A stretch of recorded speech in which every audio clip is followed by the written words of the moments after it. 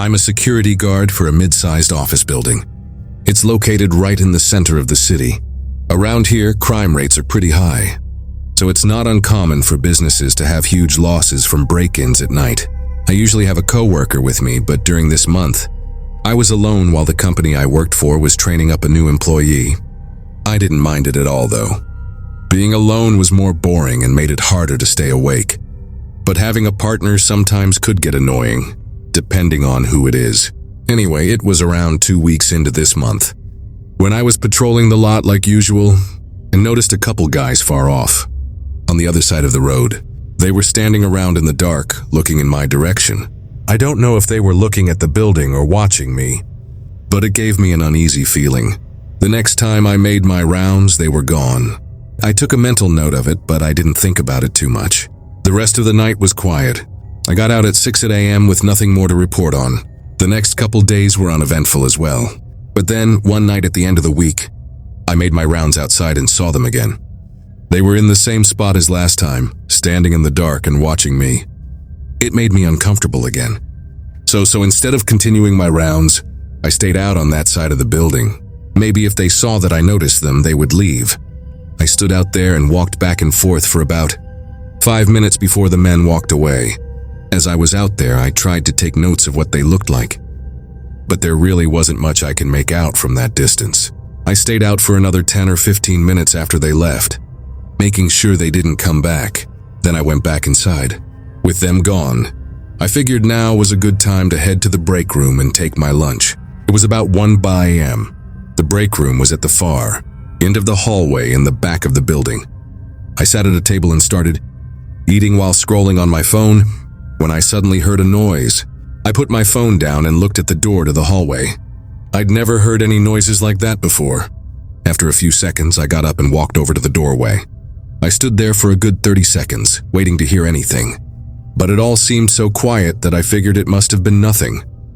I went back in, I finished my lunch. Afterward, I went to the security office and double-checked that there were no alerts or flags. Everything looked good. Usually this was the time of night where I just sit in my chair and wait around. But something in me felt like going to make another rounds. The noise I heard didn't have me nervous, though. I think if anything, I was actually just more curious about what it was and found it as something for me to look for while I was bored. I started my rounds outside, walking around the building. It was quiet, just the ambient sound of the buzzing streetlights. Nobody was out there. I went back inside and started walking through the inside of the building. Usually, unless there was a flag or alert in the system, I wouldn't go checking every inch of the place. I'd just walk up and down the hallway and make sure nothing was off. The hallway was long, though, and was in the shape of an L, so it was more like 2 long hallways. On one side was the main door, and on the other side, there was a door to a mini stairwell that had an emergency exit door. It was one that was original to the building, so one of those old, heavy metal doors. As far as I knew, it wasn't connected to the security system because of how old it was. To bypass this, the company just put a huge padlock on it and bolt it shut to essentially make it useless.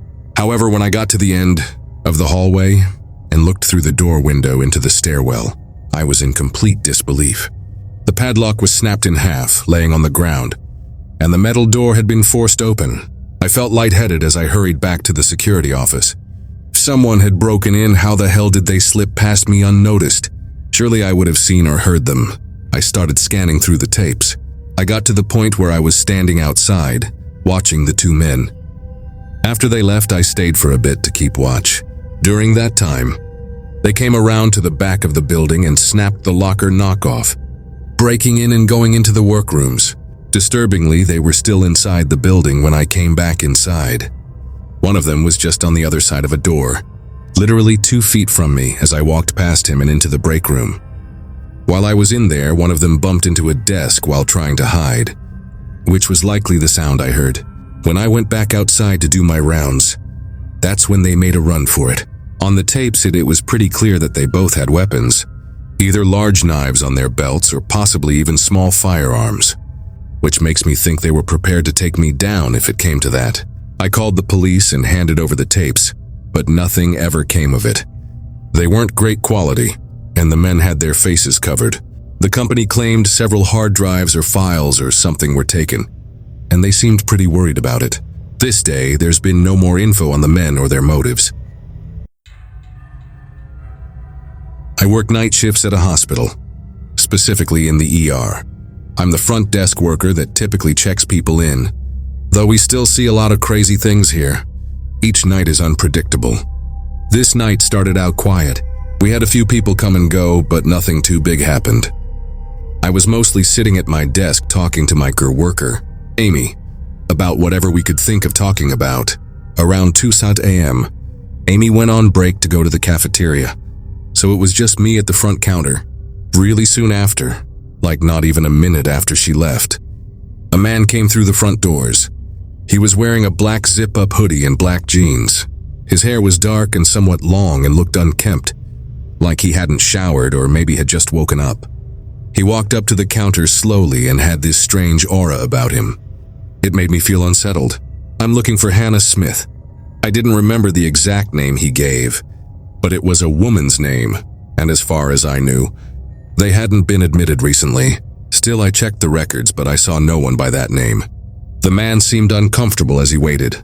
I told him there wasn't anyone here by that name, and that he may need to check other hospitals in the area. He awkwardly nodded and walked out.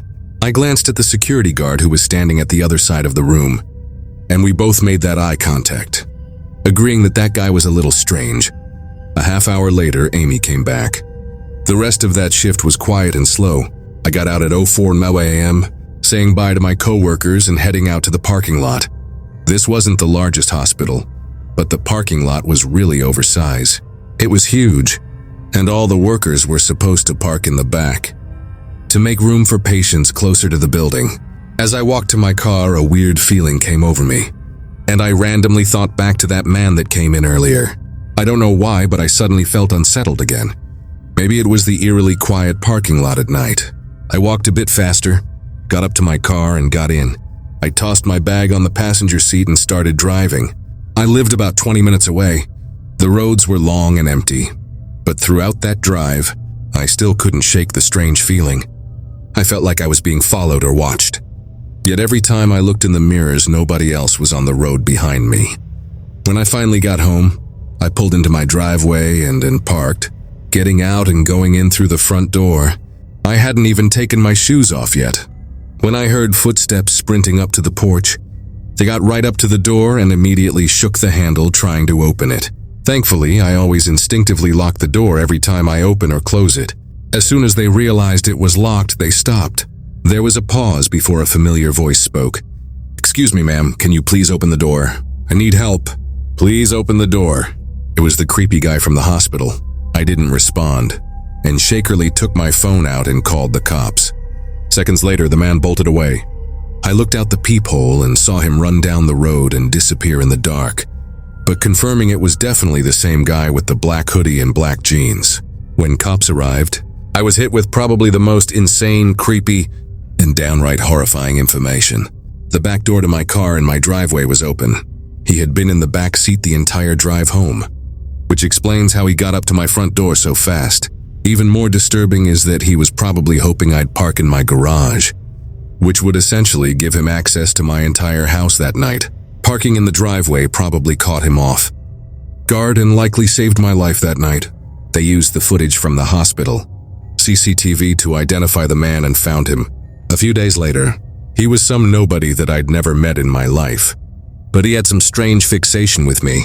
He had stalked me from outside the hospital for weeks, figuring out which car I drove and probably just trying to find a night that I accidentally left my car unlocked for too long.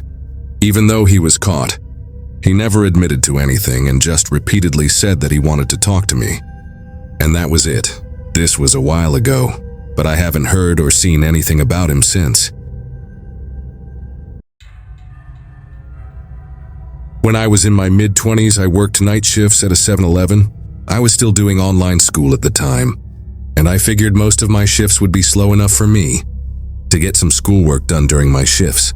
For the most part, this actually worked out. I'd be the only one there, and it would never really get busy. Whenever someone would come in, I just pushed my laptop aside, and when they left, I'd continue my school stuff. This night it was very cold and rainy outside, which always made me happy because almost no customers would come in. I had my laptop out and was focused on school for almost 2 hours straight when the front door opened and a man walked in. He looked 30 with a beard and short hair. I put my laptop off to the side and waited for him to come up to the counter.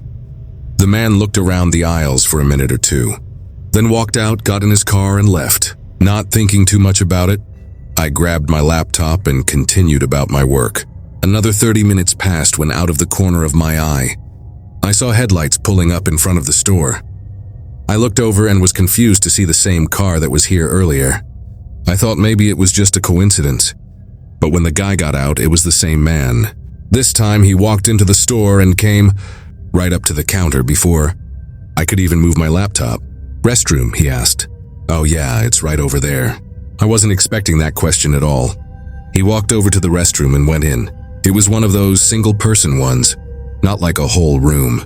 I couldn't help but think it's a bit odd to come back 30 minutes later to just use the bathroom. There had to be somewhere closer to wherever he was, unless he stayed in the area. For the whole 30 minutes, he possibly could have been back to also grab something that he decided he was excited he needed. I don't know. I waited a couple of minutes and then a couple more, and then it started to get a little unusual. Honestly though, I did not want to be that guy who checks up on him or knocks on the door or... Another 15 minutes passed, so he'd been in there for almost 25 minutes at this point when a police officer pulled into the parking lot. He circled around and slowed down right behind the other guy's car, clearly inspecting it. After a little bit, he stopped his vehicle right behind the car and got out. The officer came into the store and looked around the sales floor, then looked at me and asked if I knew who was the owner of that car outside. The officer looked more than just curious. He looked worried. I pointed at the bathroom and said he'd been in there for a while. The officer went over and didn't hesitate to begin banging on the door. It was clear something was seriously wrong. After a minute of him knocking and yelling, he looked at me and asked if I had a key to the door. I was shaky, but I sifted through the drawer under the counter and found the key, then ran it over to him. He unlocked the door and opened it, gun raised. The room was empty. I couldn't believe it. After getting interrogated for a minute, I assured the cop that he had gone in there and never came out. The officer did a more thorough search and happened to notice the ceiling was accessible. It was one of those ceilings that's made up of panels, where you could just push them out. I guess the man had gotten on top of the sink and was able to haul himself up. The officer called in backup, and within 15 minutes, they found the man hiding inside the ceiling. They got him out and arrested him. As I've been told, the guy was on the run after doing some absolutely horrible things to several random and innocent people. Earlier in the night, they got a description of his car and caught his license on a store camera. The officers made it seem like I was lucky because the past individuals he had harmed were all alone in the middle of the night, either working or just walking around outside. Whether the man was trying to hide in the ceiling because he knew the cops were after him, or he was doing so to try something on me is unclear. Thankfully, he's locked up for good, though.